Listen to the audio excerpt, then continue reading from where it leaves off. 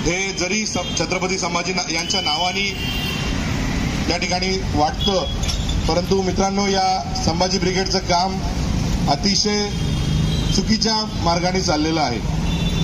आपण बघतो की अनेक लोक अशी आहेत की या देशाची कसे तुकडे होतील याच्याबद्दलच्या कारवाया त्या ठिकाणी करतात.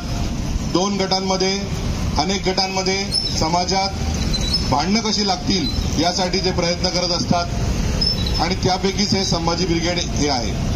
आपला इतिहास तोडून टाकणं, मोडून टाकणं, त्याच्यामध्ये काही गोष्टी आणणं, आपल्या भावना दुखावणं, आपल्या ज्या चाली रीती परंपरा ज्या आहेत त्या दुखावणं, असं काम हे संभाजी ब्रिगेड सारख्या काही लोक करतात.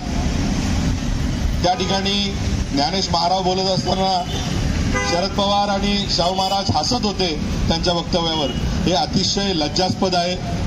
आपण सगळे या ठिकाणी निषेध करायला जमलोय.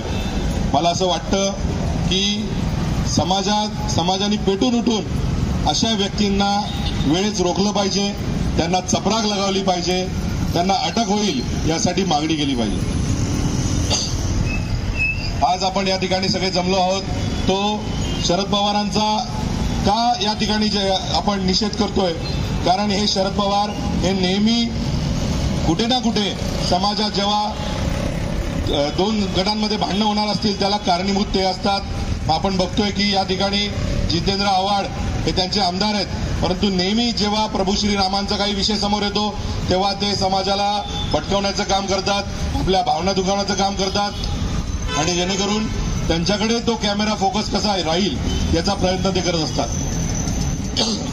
आपला हिंदू समाज जो आहे तो आपापल्या चालीरीतीमध्ये त्यांच्या समाजामध्ये त्याच्यामध्ये व्यस्त जरी असला तरी तो पेटून उठेल आणि त्यांना उत्तर देईल असा याच्यासाठी तो पुढे येत जरी नसला तरी माझं या ठिकाणी म्हणणं आहे की आपल्या या सर्व हिंदू समाजांनी एकत्र येऊन अशा शरद पवारांसारख्या माथेफिरू तसेच इतर त्यांचे जे लोक आहेत, ज्ञानेश महाराव हे त्या ठिकाणी ज्यांचं वक्तव्य त्यांनी केलं, अशांना वेळीच या ठिकाणी थांबवलं पाहिजे, त्यांचा निषेध या ठिकाणी केला पाहिजे.